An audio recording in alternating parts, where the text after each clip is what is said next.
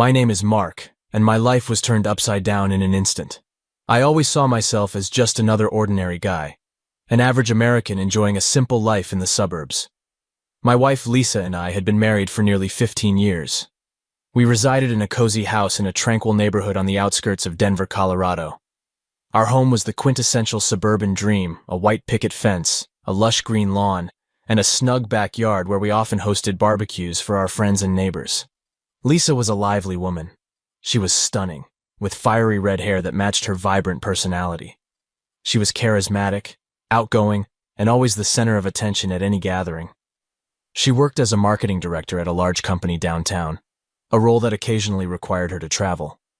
Her career was crucial to her, and I always supported her aspirations. I worked as a software developer at a tech firm, which allowed me to work from home most days. This flexibility helped me manage household chores and support Lisa's busy schedule. We had decided early in our marriage not to have children, enjoying the freedom to travel whenever we pleased. On the surface, our life seemed perfect. We were the couple everyone admired, always appearing happy and deeply in love. But, as I would soon discover, appearances can be deceiving. Recently, there had been subtle changes in Lisa's behavior that puzzled me. She seemed distant, often glued to her phone, and her business trips had become more frequent. I brushed off my suspicions, convincing myself it was just work-related stress. After all, I trusted her completely. We had always been open and honest with each other, or so I believed. Our story begins on what seemed like any other Saturday morning. I was in the kitchen, brewing my second cup of coffee, while Lisa was in the living room packing for another business trip. She seemed preoccupied, her responses to my attempts at conversation short and distracted. I chalked her mood up to work stress, as usual. Little did I know that this trip would be the catalyst that would unravel the tangled web of lies and betrayal that had taken over our marriage. Watching her leave that morning, dragging her suitcase behind her, I couldn't shake the feeling that something was amiss. My gut told me this trip was different, that there was more to her frequent travels than she was letting on. But for the sake of our marriage and my own peace of mind, I pushed those thoughts aside, hoping everything would be fine. I had no idea my world was about to be turned on its head, that the woman I loved and trusted was hiding a secret that would shatter the very foundation of our relationship. This is the story of how I discovered my wife's infidelity, the betrayal that ensued, and the unexpected journey of healing and self-discovery that followed. The quiet anxiety that had been building inside me for weeks finally began to overflow after Lisa left on her latest business trip. There were too many little things that didn't add up: her frequent trips, the way she guarded her phone like it was gold, and the sudden unexplained expenses on our credit cards. I sat at the kitchen table, my coffee long gone cold, replaying the events of the past weeks in my mind. Lisa had always been busy with work, but lately it felt like she was more absent than present. She would come home late, exhausted and irritable, and our conversations had become superficial, almost forced. Then there was the way she had become increasingly secretive with her phone. She used to leave it lying around the house, but now it was always within reach, never out of her sight. I couldn't recall the last time I saw her without it in her hand or pocket. And then there were the business trips. They had become more frequent, often with little or no notice. I used to enjoy those few days of solitude, but now they filled me with dread. Every time she left, I couldn't shake the feeling that she was running away from something or someone. I decided to take a closer look at her recent trips. I opened our shared calendar and noted down the dates and locations of her business trips over the past few months. It didn't take long to see a pattern. She was traveling to the same cities, often staying at the same hotels. It was too consistent to be a coincidence. One evening, after Lisa had gone to bed, I found myself unable to sleep. I quietly got out of bed and went to the living room. I picked up her laptop, which she often left on the coffee table, and turned it on. My hands trembled as I sifted through her emails, feeling guilty for invading her privacy, but the need to know the truth outweighed my conscience.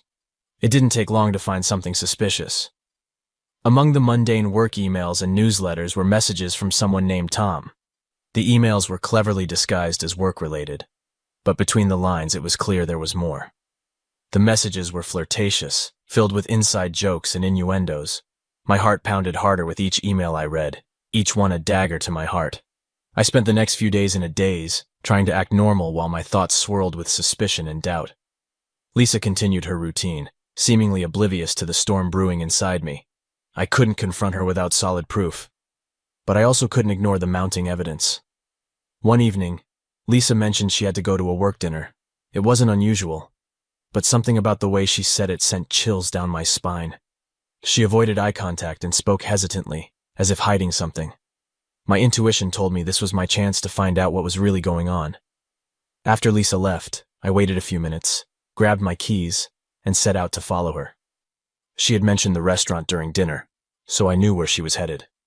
I drove there, parking a few blocks away to keep my car out of sight. My heart pounded as I walked to the restaurant, trying to stay hidden. I positioned myself outside, peering through the large windows into the dining area. It didn't take long to spot her. She was at a table in the back, laughing and chatting animatedly with a man who could only be Tom. They sat too close for it to be just a professional meeting. My suspicions were confirmed. As I watched them, I felt a mix of rage and heartbreak. The woman I loved and trusted was betraying me in the most painful way, but I couldn't confront her just yet. I needed more proof, something undeniable. I took a few photos on my phone, capturing the intimate moment between Lisa and Tom. Then I returned to my car, contemplating my next move. The time for confrontation was near, but I needed to be prepared. This was just the beginning of uncovering the truth about my wife's betrayal, and I needed to gather all the pieces before confronting her. Back home, I sat down and began to formulate a plan. I knew I needed to dig deeper to uncover the full truth about Lisa's affair. I was determined to get to the bottom of it, no matter how painful it would be. The woman I thought I knew, the life I thought we had built together, was unraveling, and I needed to be ready for what came next. I sat in the living room, my thoughts a storm of emotions. I tried to distract myself with the TV, but nothing could pull me away from the thoughts gnawing at my mind. The house felt colder, emptier, knowing what Lisa was doing behind my back. As the hours passed, my anxiety grew. Around midnight, I heard the front door open. Lisa laughed, stumbling, with Tom following behind her. They didn't see me in the dimly lit living room, assuming I was asleep.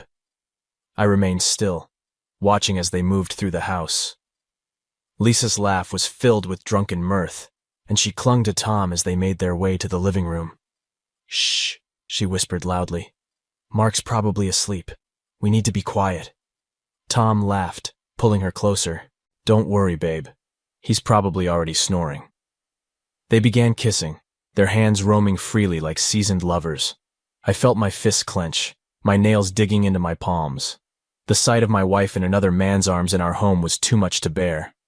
Lisa pushed Tom onto the couch, and they started undressing each other, their movements urgent and unrestrained. My anger grew with each piece of clothing that hit the floor.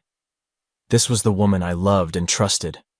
The woman I had shared my life with for 15 years, now shamelessly betraying me in our living room. Unable to contain my anger any longer, I stood up, casting a shadow over them. The sound of my footsteps made them freeze. Lisa turned, her eyes widening in shock as she saw me standing there. "Mark," she gasped, scrambling to cover herself with a pillow. Tom jumped up, fumbling to fasten his pants. I can explain," he stammered, his face pale. I didn't give him a chance. I lunged at him, fueled by rage and adrenaline. My fist connected with his jaw, sending him sprawling back onto the couch. Lisa screamed, trying to pull me away, but I shoved her aside, focusing all my anger on the man who dared to touch my wife. "Get out!" I roared, delivering another blow to Tom. "Get out of my house!" Tom scrambled to his feet, his face bloody and bruised. He grabbed his clothes, retreating from me with fear in his eyes. I'm going, he cried, stumbling toward the door. I followed him, ensuring he left, then slammed the door behind him. My chest heaved with exertion and rage. I turned back to Lisa, who was sitting on the couch, clutching a pillow to her chest, tears streaming down her face. "How could you?" I shouted, my voice cracking. "How could you do this to me, to us?" Lisa sobbed, trying to collect herself. "Mark, I'm sorry. I didn't want you to find out like this." "Find out?" I repeated mockingly. "You brought him into our home, Lisa. You didn't even care if I found out. You thought I was asleep and just went for it. How long has this been going on?" She hesitated, looking at her hands. "A few months," she admitted quietly. A few months, I echoed, feeling a punch to my gut. You've been lying to me for months, sneaking around with him, and I didn't see it. I trusted you, Lisa. I loved you. She cried harder, struggling to speak. I was lonely, Mark. You were always busy with work, always occupied. I needed someone, and Tom was there. It just happened. It just happened. I shook my head, unable to comprehend her excuse. No, Lisa. It didn't just happen. You made a choice. You chose to betray me. I stood there, looking at the woman I thought I knew, feeling like my entire life had been a lie. The betrayal cut deeper than I ever thought possible. I couldn't stand to look at her any longer, couldn't bear to be in the same room. I can't deal with this right now, I said, my voice empty. I need to get out of here. I grabbed my keys and walked out the door, leaving Lisa crying on the couch. As I drove aimlessly through the night, the weight of what had happened bore down on me. My marriage, my life, everything I thought I knew, was shattered.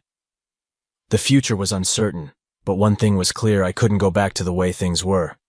This was a turning point, and I had to find a way to move forward, no matter how painful it would be. The following days were marked by tense silences and forced politeness. Lisa tried to give me space, but her presence was a constant reminder of her betrayal. I did my best to avoid her, hiding in the guest room and burying myself in work to escape the painful reality. One evening, Lisa knocked on the door of the guest room. "Mark, can we talk?" I sighed, knowing we couldn't avoid this conversation forever. "Come in." She entered hesitantly, her eyes full of sorrow. "I've been thinking a lot about what you said, about how much I've hurt you. I know I can't change what happened, but I want to try to make things right." I looked at her, my heart heavy with mixed emotions. "How do you propose we do that, Lisa? How do we get past something like this?" She sat on the edge of the bed, twisting her hands nervously. "I think we need a therapist, someone who can help us work through this. We've both made mistakes, and we need to find a way to communicate better, to understand each other." "A therapist?" I asked, skepticism in my voice. "You think talking to a stranger can fix this?" "I don't know," she admitted. "But we have to try, don't we? We have to give ourselves a chance." I turned away, wrestling with my thoughts. Part of me wanted to believe therapy could help, that we could somehow rebuild what was broken. But the pain of her betrayal was still fresh, and the thought of sitting in a room and discussing our problems with a stranger seemed unbearable. "Maybe," I finally said. "But it will take more than just talking to someone, Lisa. Trust has to be rebuilt, and right now, I don't know if I can ever trust you again." She nodded, tears filling her eyes once more. "I understand, Mark, and I'm willing to do whatever it takes to earn your trust back. Please, just give us a chance." I sighed, the weight of the decision pressing down on me. "I'll think about it, Lisa. But right now, I need more time." She nodded again, her expression a mix of hope and despair. "Take all the time you need. I'll be here, waiting, hoping we can find a way through this." As she left the room, I lay back on the bed, staring at the ceiling. The road to healing and forgiveness seemed impossibly long and full of uncertainties.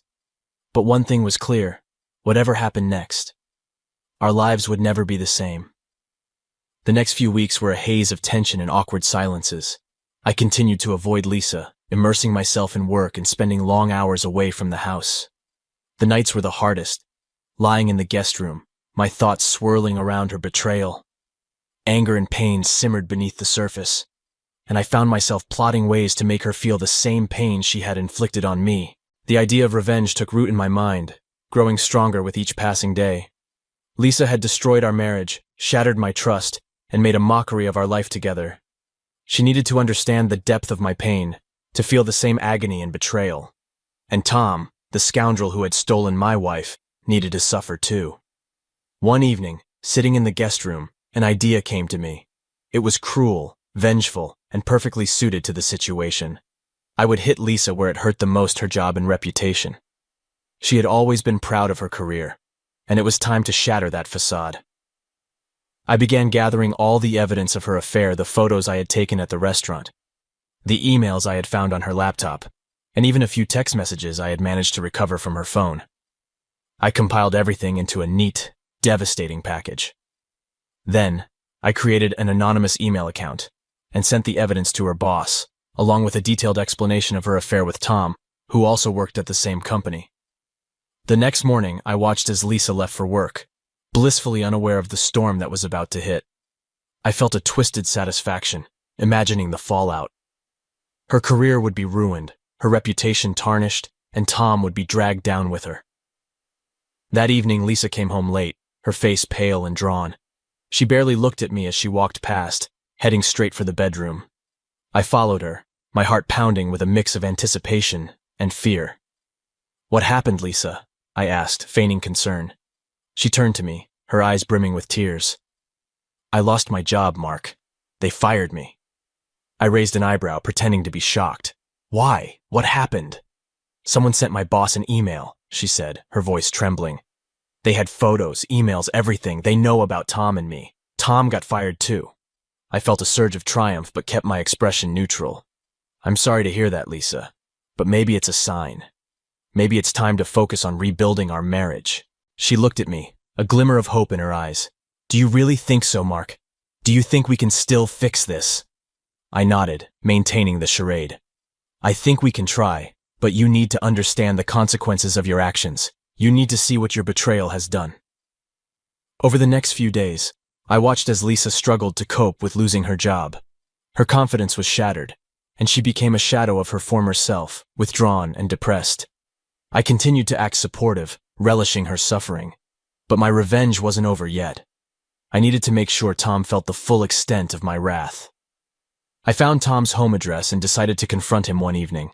He lived in a modest apartment across town, and it wasn't hard to find his door. When he opened it, his face turned pale at the sight of me. "Mark," he stammered. "What are you doing here? I didn't waste any time." I shoved him back into the apartment, slamming the door behind me. "You thought you could sleep with my wife and get away with it?" I growled. He backed away, fear in his eyes. "Listen, I'm sorry, man. I didn't mean for it to go this far." "Sorry?"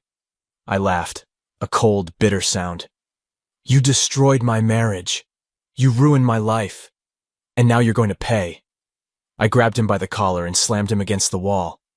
"I lost my job because of you," he cried, desperation in his voice.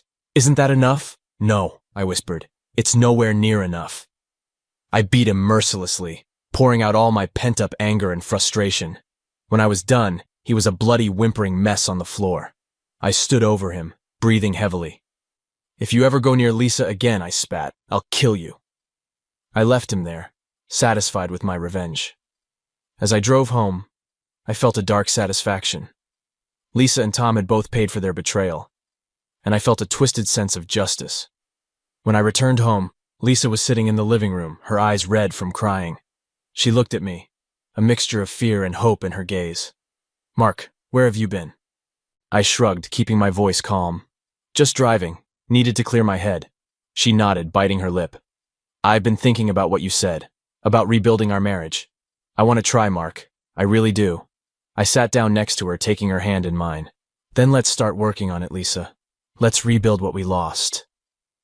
We sat there, the house filled with tense, awkward silence. The path to reconciliation was uncertain, but I knew one thing: Lisa would never forget the consequences of her betrayal, and I would never let her forget. In the following weeks, we made a tentative attempt to mend our broken marriage. Despite the facade of reconciliation, my anger and distrust simmered beneath the surface. We began seeing a therapist, Dr. Collins, who specialized in couples dealing with infidelity. Each session was a painful excavation of our past, our resentments, and the betrayal that had torn us apart. Dr. Collins encouraged open and honest communication, forcing us to express our feelings without fear of judgment. Lisa tearfully confessed her loneliness, her frustration with my work habits, and how she felt neglected and unloved. In turn, I expressed my pain, my sense of betrayal, and the rage that consumed me from the moment I discovered her affair. Despite our efforts, the sessions often devolved into arguments. The wounds were too fresh, the betrayal too deep. Lisa's attempts to apologize and explain her actions only fueled my anger. Her words felt hollow, her remorse insincere. I couldn't forget the image of her and Tom in our living room, the sound of their laughter echoing in my mind. One evening, after an especially tense therapy session, We returned home in silence. The air was thick with tension, a suffocating presence we couldn't escape. I retreated to the guest room while Lisa went to our bedroom. Lying there, staring at the ceiling, I realized with startling clarity this wasn't working. The trust was gone, replaced by a festering wound that refused to heal. The next morning I made a decision. I couldn't continue living like this, trapped in a cycle of anger and resentment. I needed to move on, find some semblance of peace. It was time to end our marriage. I approached Lisa in the kitchen, my heart heavy but resolute. "Lisa, we need to talk." She looked up, her eyes red from lack of sleep. "What is it, Mark?" I took a deep breath, trying to steady myself. "I think it's time for us to end this. We can't keep living like this. The trust is gone, and I don't see a way to rebuild it." Her face crumpled, and she looked away, tears streaming down her cheeks. "Mark, please. We can still try. We can keep going to therapy, keep working on it." I shook my head, my voice firm. "This isn't working, Lisa. We both know it. This isn't a marriage anymore, it's a prison. We're both unhappy, and it's only going to get worse." She sobbed, her shoulders shaking. "I don't want to lose you. I love you, Mark. I know I made a terrible mistake, but I want to make it right. I loved you too," I said quietly, the past tense hanging heavily in the air. "But I can't forget what you did. Every time I look at you, I see the betrayal. It's tearing me apart." She reached out with a trembling hand, touching my arm. "Please, Mark, give me one more chance." I pulled my arm away, unable to bear her touch. "I'm sorry, Lisa. I've already contacted a lawyer. We're getting a divorce." Her sobs grew louder, but I steeled myself against the sound. I couldn't allow myself to be swayed by her tears, not when I knew this was the right decision for both of us. The next few weeks were a whirlwind of legal proceedings and paperwork. I hired Marcia, a ruthless lawyer I had consulted earlier. She was efficient and unyielding, ensuring my interests were protected. Lisa, for her part, was devastated. She hired a lawyer too, but her heart wasn't in the fight. She seemed resigned to the inevitability of our divorce. We divided our assets, sold the house, and split the proceeds. The process was painful, a constant reminder of the life we had built together and the dreams that had crumbled. Friends and family were shocked, some taking my side, others Lisa's. It was a messy, emotional process, but I knew it was the only way forward. On the day we signed the final divorce papers, Lisa and I met in the lawyer's office. The atmosphere was somber, the weight of our failed marriage hanging between us. Marcia handed me the papers, her expression professional and detached. Lisa's lawyer did the same. As I signed my name, memories flooded back: our wedding day, our travels, quiet evenings spent together. All of it now reduced to a few signatures on a piece of paper. When it was Lisa's turn to sign, she hesitated, looking at me with tear-filled eyes. "Mark, are you sure about this? There's no going back after this." I nodded, my resolve firm. "I'm sure, Lisa. This is the right decision." She signed the papers, her hands shaking. When she finished, she looked at me one last time. "I hope you find happiness, Mark. I really do." I struggled to keep my emotions in check. "I hope you do too, Lisa." With that, we stood up and left the office, each going our separate ways. The divorce was final, and there was no turning back. As I stepped out into the bright sunlight, I felt a strange sense of relief. The weight of our broken marriage was lifted, and for the first time in months, I felt a glimmer of hope. The future was uncertain, but it was mine, free from the chains of betrayal and distrust. The journey to healing and self-discovery was just beginning, and I was ready to face it head-on. It was time to rebuild my life, find peace and happiness on my own terms, and with each step I took, I knew I was moving closer to a future where I could finally be free from the shadows of the past. The days following the finalization of our divorce were a whirlwind of conflicting emotions. I felt a strange mix of relief and sorrow, freedom and loss. The chapter of my life with Lisa had ended, and it was time to turn the page and start anew. I moved into a small one-bedroom apartment downtown, far away from the suburbs where we had lived. It was modest but cozy, a blank slate for my new beginning. The first few weeks were tough. I would wake up in the middle of the night, disoriented and reaching for someone who was no longer there. The emptiness of the apartment echoed my loneliness, but I knew it was a necessary part of the healing process. I threw myself into work, taking on new projects and staying late at the office. The routine was comforting, providing a sense of stability amidst the chaos.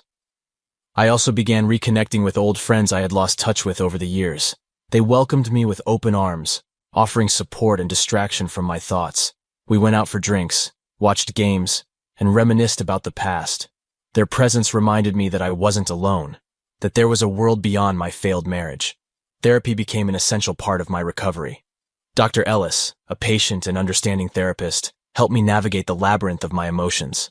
Our sessions were intense and often painful, forcing me to confront the anger, guilt, and sadness I had buried deep inside. Dr. Ellis helped me realize that while Lisa's betrayal was significant, there were many layers to the breakdown of our marriage. I had to acknowledge my own shortcomings, my failure to see her unhappiness, and my role in the erosion of our relationship. "You're doing well, Mark," Dr. Ellis said one day, his voice calm and reassuring. "It's important to acknowledge the pain, but just as important to forgive yourself. You're human, and humans make mistakes. The key is to learn from them and move forward." His words resonated with me. Forgiveness, both for Lisa and myself, was the only path to true healing. It was a slow process, but with each passing day, the anger began to subside, replaced by a cautious acceptance of the past. As the months went by, I began to rediscover myself. I took up photography, a hobby I had always loved but had neglected during my marriage. I spent weekends exploring the city, capturing moments of beauty and serenity through the lens of my camera. Each photograph was a testament to my journey, a visual diary of my path to recovery. I also joined a hiking group, eager to reconnect with nature and challenge myself physically. The hikes were exhausting but exhilarating, each step a metaphor for my progress. The fresh air and stunning landscapes provided a sense of peace I hadn't felt in years. In the group, I made new friends, people who shared my love for the outdoors and understood the value of a fresh start. One of these new friends was Emma. She was vibrant and full of life, with a smile that could light up the darkest room. We hit it off immediately, our conversations flowing effortlessly as we hiked through forests and climbed mountains. Emma was also recovering from a broken relationship, and we found solace in each other's company. We shared our stories, our struggles, and our hopes for the future. The more time we spent together, the stronger our connection grew. It was different from what I had with Lisa, simpler, more genuine. Emma wasn't a replacement for Lisa, she was a new beginning, a chance to build something from scratch. I was cautious, taking things slowly, but for the first time in a long while, I felt a spark of happiness. One evening, after a long hike, Emma and I sat by a lake, watching the sunset paint the sky in shades of orange and pink. The moment was perfect, a snapshot of serenity. Emma turned to me, her eyes reflecting the fading light. "Mark, I've been thinking. We've both been through a lot and made great progress. I really enjoy spending time with you, and I think we could be good together." Her words caught me off guard but filled me with warmth. "I feel the same way, Emma. I think we should give ourselves a chance and see where this takes us." We exchanged quiet smiles, an unspoken promise of a new beginning hanging in the air. It wouldn't be easy, but nothing worthwhile ever is. We were both broken, but together, we could start to heal. As the weeks and months passed, Emma and I grew closer. We supported each other through the ups and downs, celebrating small victories and comforting each other during tough times. Our relationship was built on trust and mutual respect, a stark contrast to the deception and betrayal I had experienced with Lisa. Life after Lisa was a journey of rediscovery and healing. I learned to forgive, to let go of the past, and to embrace the future with open arms. The scars of betrayal remained, but they no longer define me. They were a part of my story, a reminder of the strength and resilience I had found within myself. Looking back, I realized that the end of my marriage was not the end of my life. It was a painful chapter, but it led me to a place of growth and self-awareness. I faced my darkest fears, weathered the storm, and emerged stronger and wiser on the other side. Emma and I continued to build our life together, step by step. We traveled, explored new places, and created memories that were uniquely ours. Our love was a testament to the healing power of time and the resilience of the human spirit. In the end, I found happiness not in spite of my past, but because of it. The betrayal, the anger, the heartbreak, all of it was part of my journey, shaping me into the person I had become. And as I looked towards the future, I did so with hope and a renewed sense of purpose, ready to embrace whatever life had in store.